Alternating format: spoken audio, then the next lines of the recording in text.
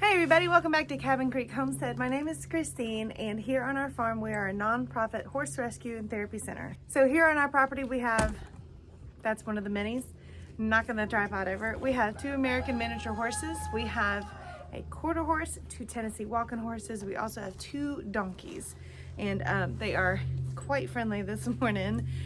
With each of the animals that we have here, all of our horses are rescued except for Twinkle right here. She boards with us.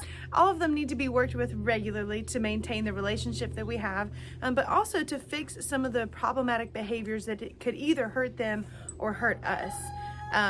One of my goals this morning was to help Clara become a lot less head shy. Clara's the blonde right here. She's my Palomino miniature horse. It's very difficult for me to get the halter on her, and of course, this morning she wants to make me a liar because she's right here in my pocket, which is a little bit unusual for her. So one of the things I wanted to do with her was to use some positive reinforcement training with her and try to get the halter on her and just get some more FaceTime with her. She's cracking me up. Let me change the camera angle so you guys can see what I'm working on a little bit better. She is little, so we're gonna tilt down. We got some stuff to work on with you too a little bit later. How about that, huh? All right, Missy. Let's put your halter on, Missy. Clara, do you know your name yet, baby girl? Twinkle, this isn't yours. Look how small that is. That doesn't fit you. But you're a good girl. Do you want your halter on? Do you want your halter on? We can do you first.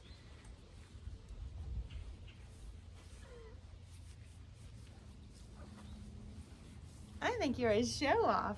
That's what I think. I think yours is just a show-off.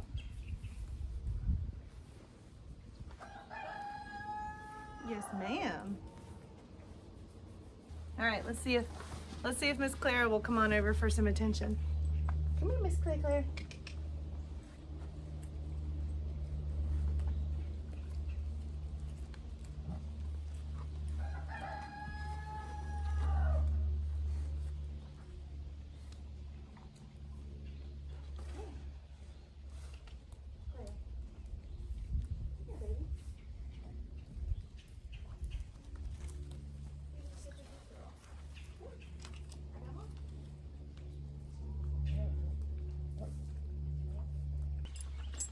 What on it got twisted in the mail?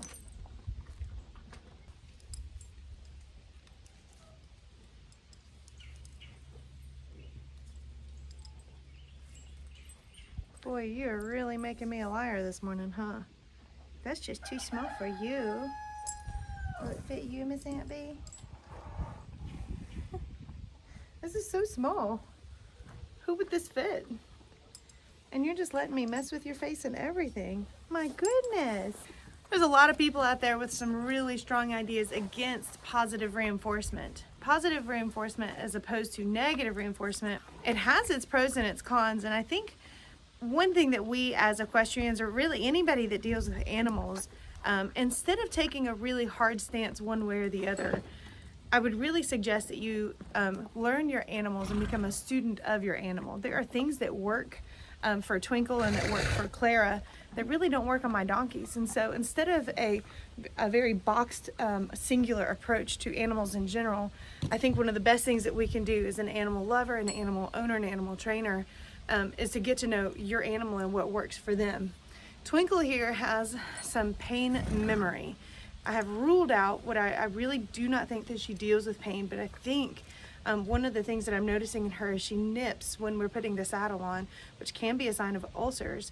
But I think what we're dealing with, because I don't see any other signs of ulcers, we can get her scoped if that's what her owner wants to do. Hi, baby girl.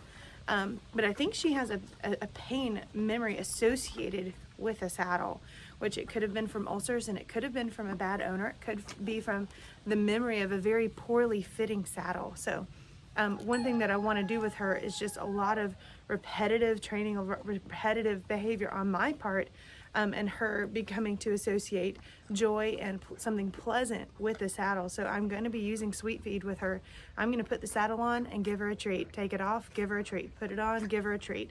And hopefully we're going to restore her association with a saddle to something a lot more pleasant, and help her overcome the mental block that she's in. Now, Clara here, we have been doing positive reinforcement with her ever since we got her. She came to us as a very cute and sweet and spunky little mare, but she's a lead mare. She's got that domineering spirit, and she will try to dominate over us as well. She was really tricky to catch, and she was never in my pocket, but she is very food motivated, and I think kind of similar to like a lot of golden retrievers, a food motivated animal can be very easy to train. So in the past week, I've come out here with no food in my pockets at all, no treats, no apples, no carrots, no nothing. And she still wants to be right here in my pocket. And she realized I don't have any food, and she still wanted to be there with me. And so for her, that positive reinforcement worked really, really well. But with Aunt B right here, can you see this tiny little one? She doesn't need any special treats. What she wants is she wants to be loved on, and then when she walks away on her own terms, she just wants to be left alone. And so she wants affection like when she's ready for it. So I don't necessarily have to motivate her with food, which is kind of neat. Now I have this spotted, my painted donkey is right here beside me. He was scared of the wind when we first got him, and he still can be quite shy, even though we have worked with him so much. There's days where I really feel like if he knew how, he would sit in my lap and let me rock him, because he just wants to be so much on my person. And then there's days like today where he's just not interested in being close to me at all. So we're going to continue to work with him. Ideally, I would like anybody to be able to approach him, put a halter on, put a saddle on. So far, he is very connected to our family, as far as like touching his head and being in his saddle area and things like that. So like I said, Twinkle here, although she is a very seasoned lesson horse and kids lover, and she stands still so great, walks, she's very willing and obedient and compliant. But I have noticed that she seems very unlike herself when we're putting a saddle on. So today what I'm going to do is just try to desensitize her again. That's the goat stepping on the gate, sorry.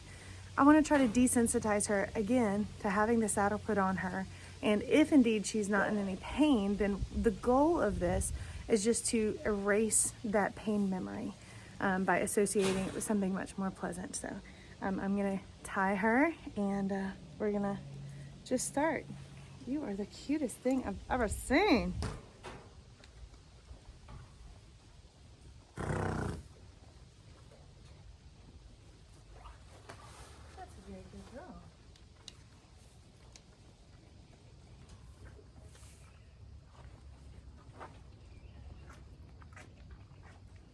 Stretch that out real quick. That's a good girl. We know how to stretch.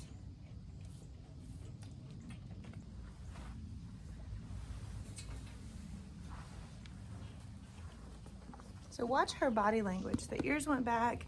She's taking a look at it. She knows what's coming. Seems curious and interested right now. One thing I did with our donkey was that I put his sweet feed on top of the saddle when he was showing signs of being extremely fearful. She knows what a saddle pad is. This girl's been ridden for 20 years. But does this reinforce that this is an okay and safe thing? Yes, it does. Sweet girl.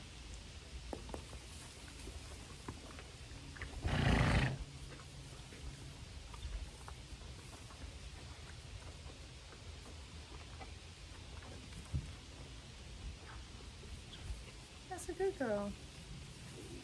Very good girl. What do you think back here? So right now she's showing a lot of interest in the sweets that I have in my pocket. Her ears aren't pinned at all when I'm in her girth area.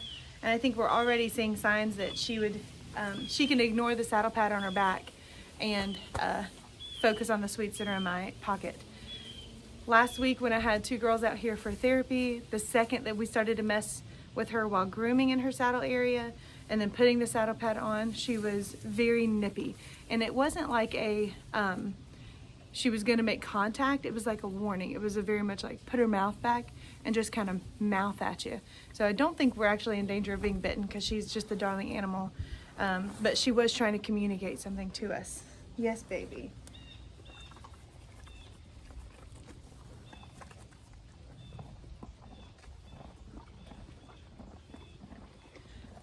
After I noticed her being a little bit snippy about the saddle pad and the saddle being on her back, I watched her very closely for the remainder of that therapy session, looking for any signs of physical pain or any kind of distress. As soon as the rider was on, she was fine. Her ears were forward. She will be very playful with the girls while they're riding on her back. And so I think in that moment is when I could definitely rule out that she was in any pain. Had she been continually nipping at her area, reaching back to bite the foot of the rider, that's a big sign of pain in the girth area, like ulcers. Then I would have been a lot more willing to get the vet out here and scope her for ulcers. But the pain seemed to be very short-lived. So I think we're dealing with pain memory and not true pain.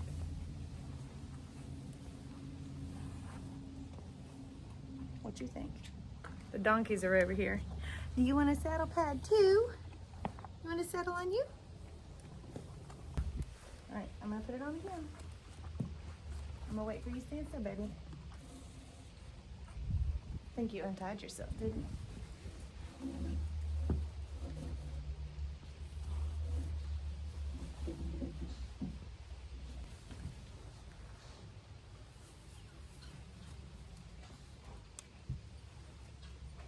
What you think? Yeah? That's a good thing, isn't it, baby girl? All right, I'm gonna get the saddle.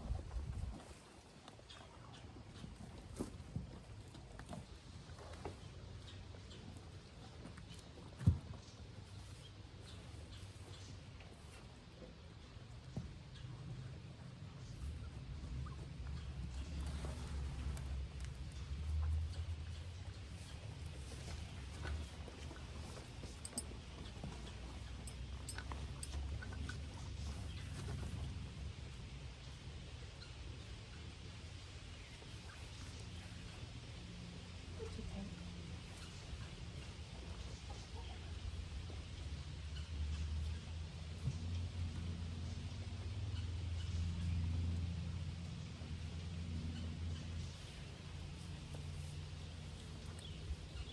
Hi. Yeah. You seem really good. Are you good with all this? I'm going to bring this in so that you can watch her face while I'm tightening the girth. You ready, Miss Thing?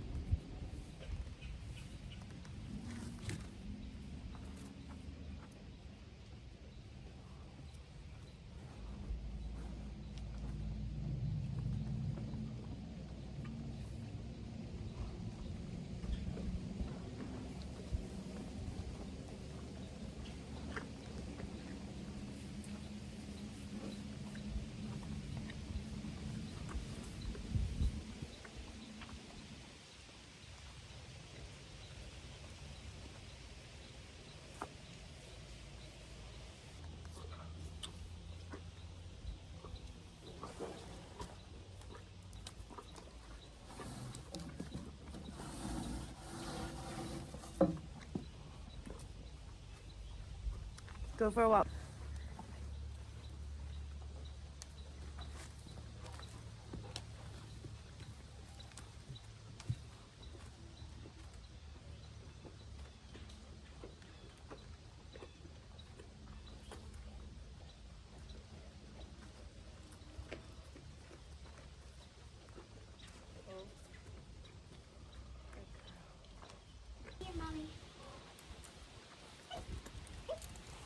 Okay, come here and take her halter off.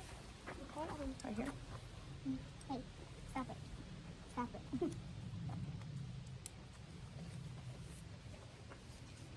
Go, hold on. I'll take that. Slide him up there. No, you're good. Hold on, you're not on camera. Stay right here, baby. Stop it. No. Twinkle.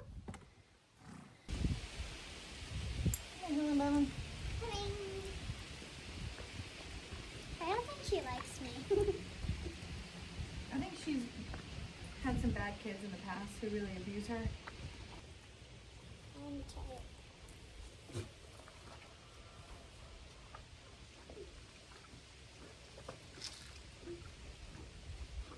Aren't you amazing? That was hard. Giddy up.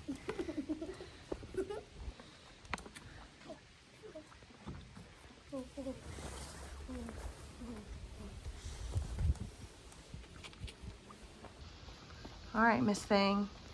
When you were mounting her, did she reach back like she wanted to nip at your toes? No. No? All right, well, good. That's good progress.